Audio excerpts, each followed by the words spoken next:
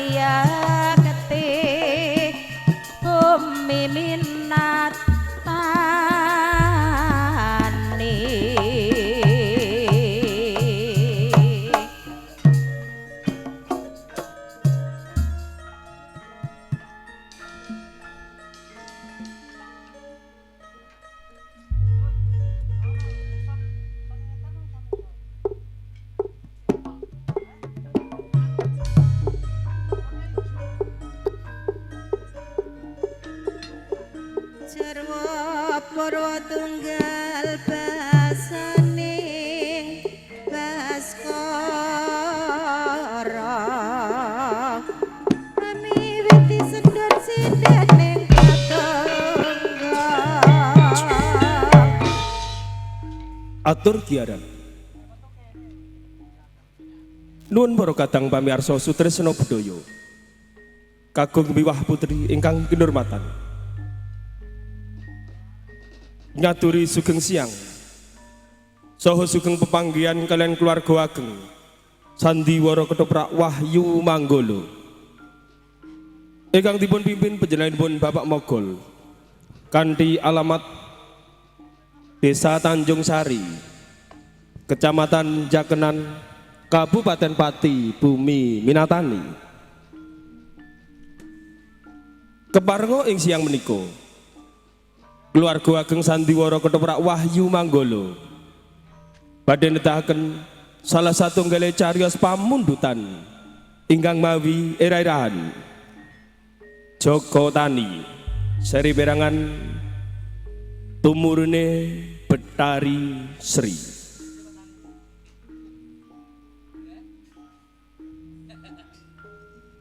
Dalang sarta pendapuk katindakan Roko Mas Anom Suharyanto,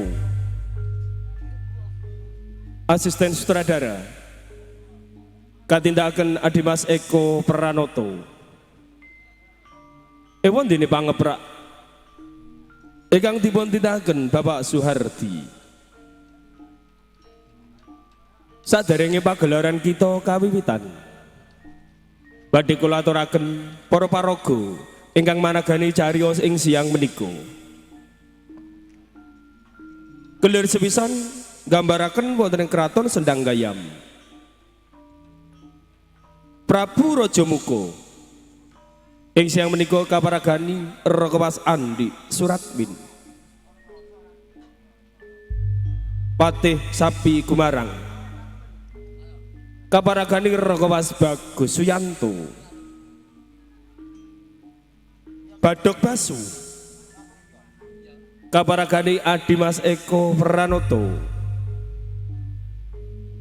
Manyarsari, kaparagani Mbak Ayu Sri Poncowati, ewon dene prajurit Yakso, katindakan seniman Bagus Wahyu Manggolo. Kelir salajipun gambaraken wonten kraton Kasetropuro. Prabu Kebu Kemali ing siang menika kaparagani Raka Mas Judek Prakoso, Proyakso, katindakan seniman Bagus Wahyu Manggolo. Atekan salajipun wonten ing kayangan Salendro Bawono. Pikulun Guru Dewa ing siang menika kaparagani Raka Mas Aji Soko, Betara Hendro, kaparagani Raka Mas Andi Prasetyo, Betara Sri Sadono, kaparagani Adimas Abi Rojali, Sri Gombak, kaparagani Nimas Diah Maharani, Sri Kuncung, kaparagani Nimas Tata Wulandari, Sri Gading, kaparagani Nimas Uut Sutriana, ewon dene Betari Dewi Sri, kaparagani Nimas Meni Widyawati. Atekan salajipun wonten ing Desa Aromanis. Resi Sidek Wacana ing siang menika kaparagani Raka Mas Anom Suharyanto, Joko Tani, kaparagani Adimas Bagong Sutresno, Pitisoro, kaparagani Adimas Kipli Santoso, ewon dene Gambiraloyo.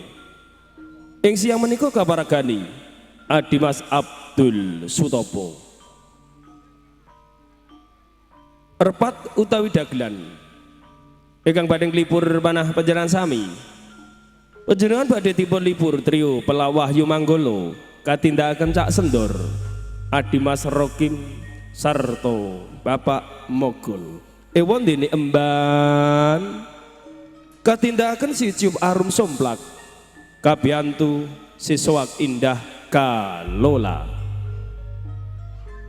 megah mekaten para kadang pamirsa sutresna bedaya para paraga ingkang maragane cariyos ing siang menika kita sagotrah saking keluarga ageng paguyuban Ketoprak Wahyu Manggala namung ngaturaken sugeng lenggah sugeng hamirsani ngantos titi paripurnanipun pagelaran wusana sugeng hamirsani nuwun nuwun nuwun.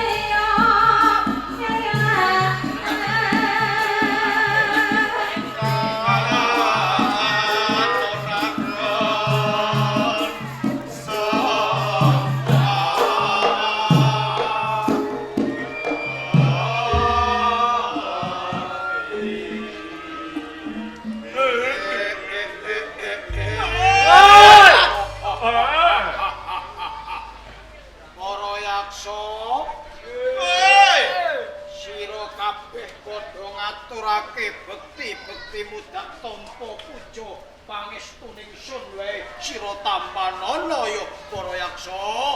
Sanget agen kula muni ndadosaken jimat kula. Sing tak kangeni kaya ngono isine mung kompak lan kompak.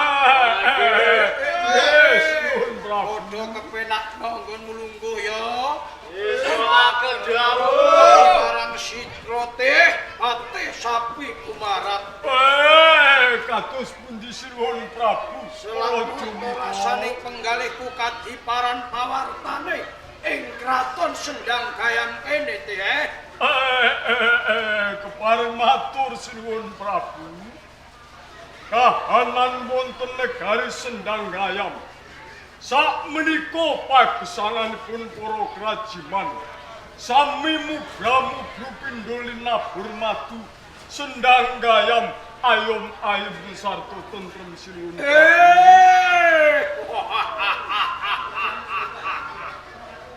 Pindho saharga suta rasaning penggalih putih sakwising aku ngrungokke apa sing dadi atur. Nanging ngerti ya teh pitungkasku marang jeneng sira. Aja wedi kangelan mudhun ana ing parang pradesan. Golek ana para kawula ing Sendang Gayam sing uripe padha rekoso. Yen pancen ana uripe sing padha rekoso ya teh tak jaluk kanthi banget. Matur marang ingsun. Wis pangarsa tak cukupe pinangka kanggo panguripaning para kawula ing Sendang Gayam ya teh. Sedaya dawuhipun sinuwun Prabu Raja Muka badhe kula estuaken sinuwun. Kejaba sangga kuwi ya teh. Tenane beda sing bakal tak rembug ing dina piswanan iki. Ingsun duweni putra kang aran Badhok Basu. Yen tak sawang kowe wis ngajekake tataring kadewasan teh. Upama mengku salah sawijining wanita wis pantes lan trep. Nanging ya teh saben-saben aku nyawang marang putraku si Badhok Basu. Isine mung meneng lan meneng. Lah sakjroning atiku tuwuh tandha pitakon apa kedadian marang putraku sing kaya ngono teh. Sinuwun Prabu Raja Muka. Iya. Adat pelupianipun.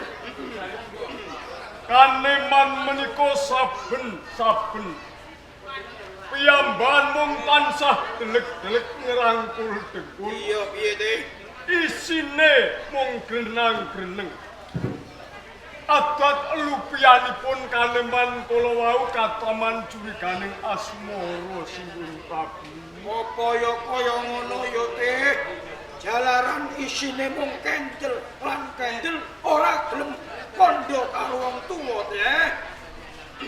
Menawi kula ukur dhateng diri kula pribadi piyambak nalika kula tasih muda taruna bareng kataman curiganing asmara kaliyan wanita boten wani sanggang wonten ngersanipun tiyang sepuh isine mung kados ngaten sinuwun Prabu. Sira kang cedhak marang putraku ya teh apa ora gelem sliramu cedhak takoni apa to mula bukane teh. Sinuwun Prabu.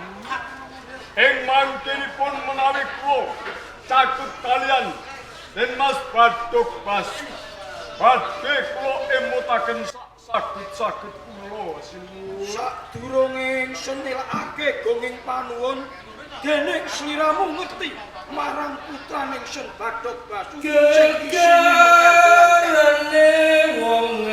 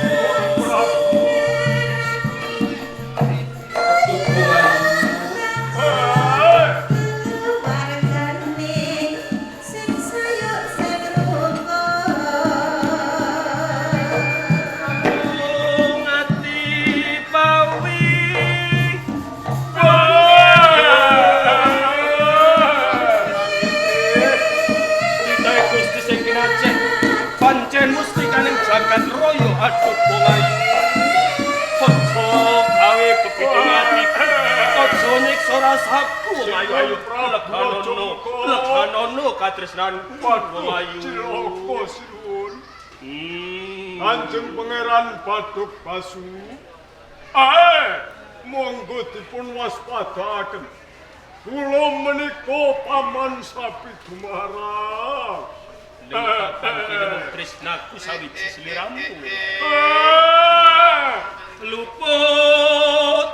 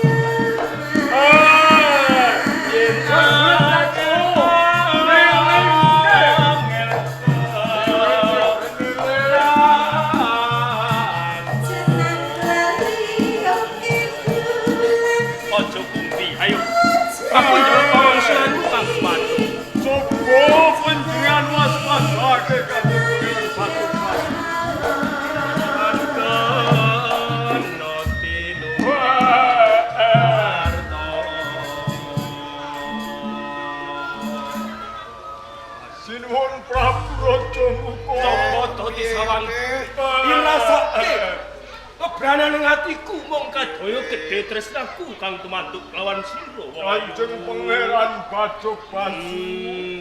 Cobi waspadaken. Kula menika paman Patih Sapi Dumara. Lamun to ning papan kene ana Kanjeng Rama Raja Muka. Malah kabeneran wong ayu. Aku bakal nyelidiki pangestune Rama Prabu supaya sliramu lan aku enggal-enggal karesnekake pinangka urip Ger, Bathuk Basu ger, putraning ingsun. Aja kebangetan nggonmu menggalih salah sawijining wanita. Ing papan kene ora ana wanita sing mbok urun kapara. Waspadake sapa saktenane? Kados Rama Prabu Raja Muka. Papan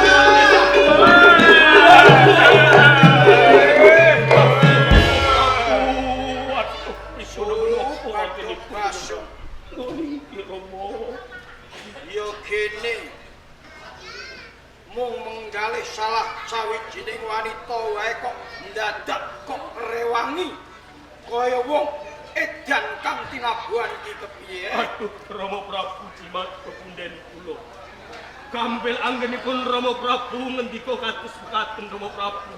Nanging Rama, napa Rama Prabu menika saged ngraosaken sepinten kemalipun manah kula Rama Prabu.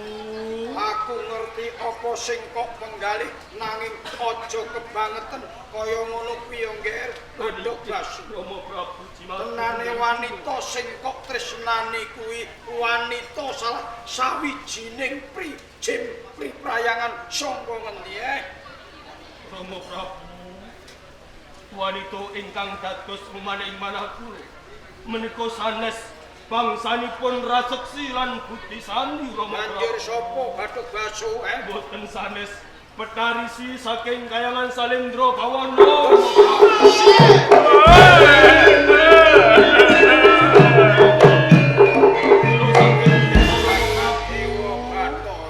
Kula nyuwun kanthi sanget mugi Rama Prabu Raja Muka kersa ngamaraken Betari Sri supados tetaupan kalian kula Rama Prabu.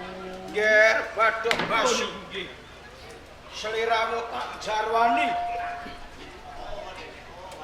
Nek para dewa kaes padha paring pepacuk. Yen satriya kudu gaut entuk putri. Bathara bentuk Betari. raseksa kudu daup lawan raseksi. Yen sliramu bakal mundhalah sawijining karo wujuding Dewi Sri, kuwi ngono bakal ngowah-ngowahi kodrat ger. Rama Prabu, kula ngertos Rama Prabu. Sinaosa menawi kelampah mangkenipun kula tetaupan kalian Petarisi. Iya, Saged kawestawan kala wau menika ngowah-ngowahi kodrat. Artam tumangkenipun kula antuk siku dendanipun. pancene kaya ngono mula diurungke niatku yo ger. Candra dimuka Rama nanging Rama Prabu. Menawi boten kelampah kula tetaupan kalian Petarisi. Pilaro kula pecah kemawon. Dalah. Kula nyuwun pecah kemawon. Nun kula yen ana lakon sing kaya ngene kuwi kudu kepiye? Aku pinangka wong tuwa teh. Nggih wonten unen-unen sinuhun Prabu. Anak muntah bopok pradah. Iya. Kados pundi kemawon. Panjenengan pinangka tiyang sepuh kedah budidaya sinuhun Prabu. Yen kaya ngono ya teh, sapi kumarang. Ayo ketapno para yaksa tumuju munggah ana ing kayangan Salendra Bawana. Aku bar lamar Dewi Sri. Sinuhun Prabu Raja. Prajurit yaksa. Dewek kang munggah ing kahyan Salendra Bawana.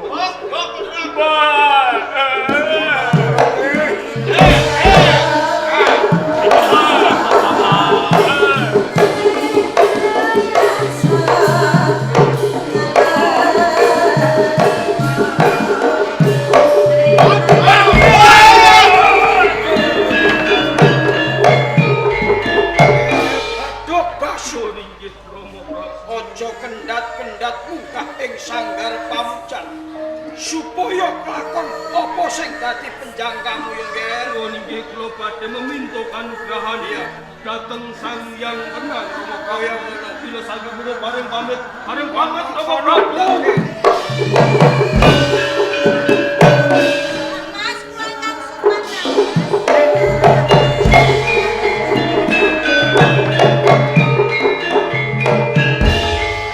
Ya kene swanira randat diajenge.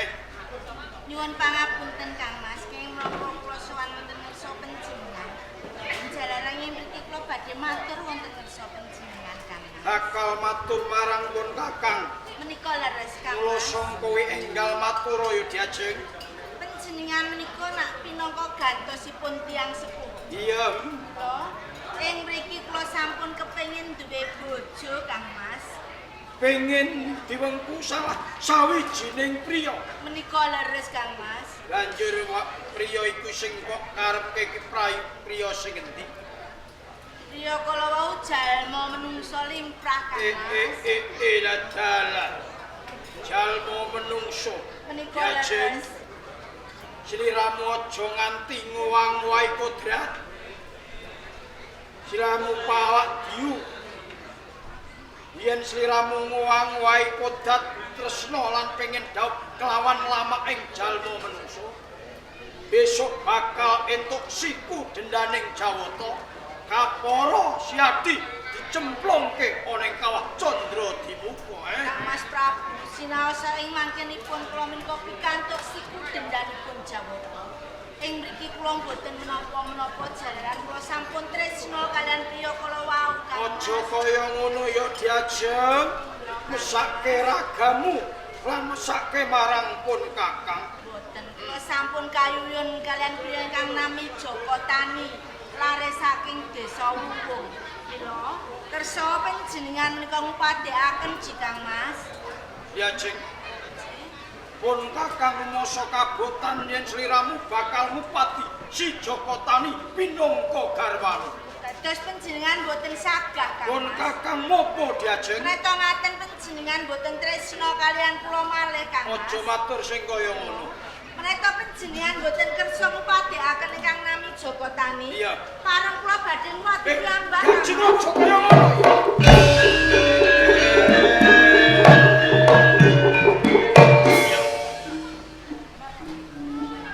Najan toto gelar aku tegelan mentolo kelawan kadang. Ning rasa batinku aku tetep pramtelo.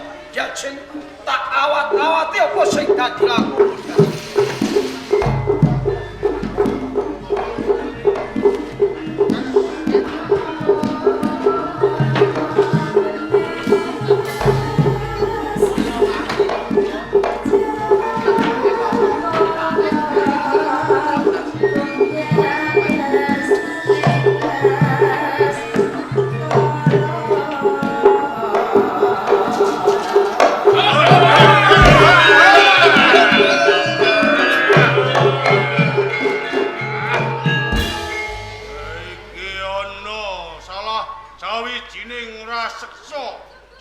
Gedene sak gunung anakan ngakak sak kalan sapa sing dadi aranmu? Aku Sapi Kumara. Sapi Kumara.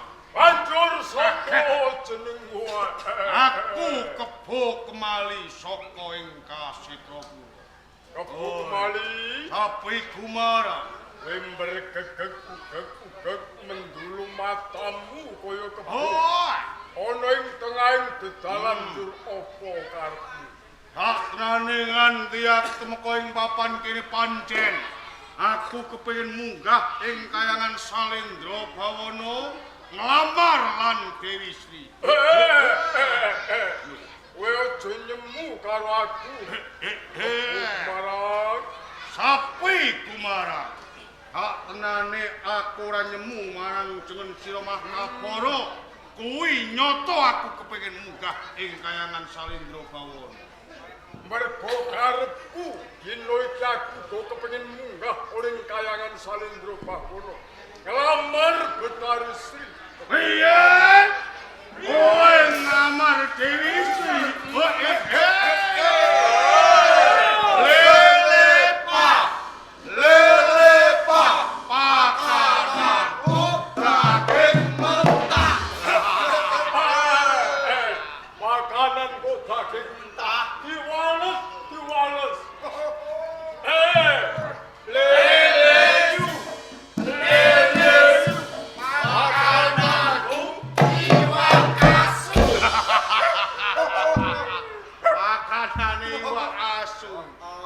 Sapi Kumarang, kepiye Kebo Kemali? tak jaluk kanthi banget kowe aja mbacut sadurunge ing ngene bakal lara awakmu.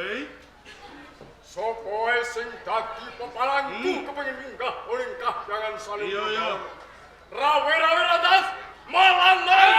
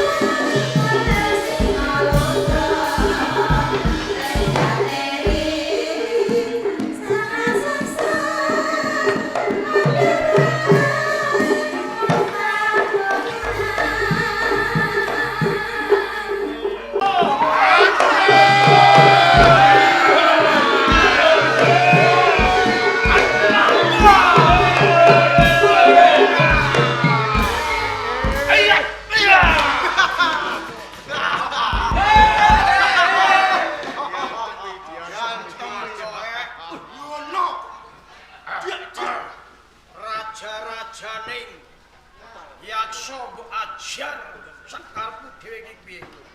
Bebas musuh. Bebas.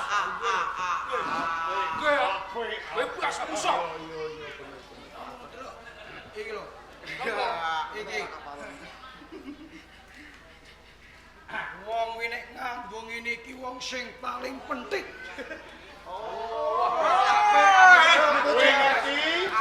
Wong sing nganggo kaya ngono iku paling pelenting. Lho, Kenapa? Kenapa?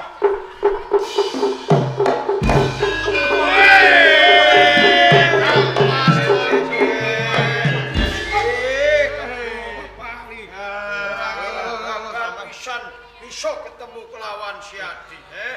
Musa niku lho, banjur panjenengan mangertosi para yaksa menika berpelukan. Lara-larane dos pundi? Kaya tingki-wingki ae berpelukan. Lah niku Ndadekno pangertenmu sak tenane. Iki mau mitraku utawa kanca? oh mitra bangsa. Kang Mas Prabu Raja Muka. Kepiye, Di? Kepiye? Sinten menika? Iki mono pepatihku. Pepatih. Sapi Kowe kowe mung sak patih wani musuhi karo Kebo Kemali. Kowe kudu njaluk ngapura karo aku, Ampun, Tiada kata damai. Jaluk ngapura ora para prajurit yaksa. Ora usah. Ora usah. Niku cetha menawi patih panjenengan menika sampun badal dumateng dawuh panjenengan kok. ora apa-apa rasah mbok dukani mundak minggat saka kene. Kula niku gumun kalih sampean. Kok iso Mulane nek ngetoprak niku aja laris-laris suarane sampean entek. iki mono kakan kopi Solo. Koko Prabu Piye, Di? estunipun ngantos dumados ponco bakah kala wau jalaran. Kula ugi kepengin minggah wonten ing kayangan Salendra Bawana nglamar lan Dewi Sri. Nek ngono padha wae kekarepanipun Kakang Di. Kok saged Jalaran ngoten? pun Kakang ditangisi putraning pun Kakang kang aran Badhok Basu. Badhok Basu. Pengen dedhaut kelawan Dewi Sri ana ing kayangan Salendra Bawana. Dados kepulunan kula Badhok Basu ugi kepengin nglamar lan Dewi Sri. Ya kaya ngono. Kamangka Koko Prabu. Iya kepiye, Dewi Sri Di? menika namung badan sapoto. Kuwi bener. Napa nggih badhe kelampah? Ing mangkenipun Dewi Sri menika dipun dawuh kalih kakung kalih. Ya. Pun Kakang pinangka dadi wong tuwa ngadeg ana sak tengah-tengahing adin. Lajeng kersa panjenengan Sangga karep wayo bebarengan munggah ana ing kayangan Salendra Bawana. nggih nggih. Endi panglamare sing ditampa ya kuwi jodhone Dewi Sri, Oh kados ngaten Koko Prabu. Iya kepiye? Rening sampun wonten lembak ingkang gumathok monggo ganjangan minggah wonten ing kayangan Salendra Bawana. Bebarengan munggah Sawetara bali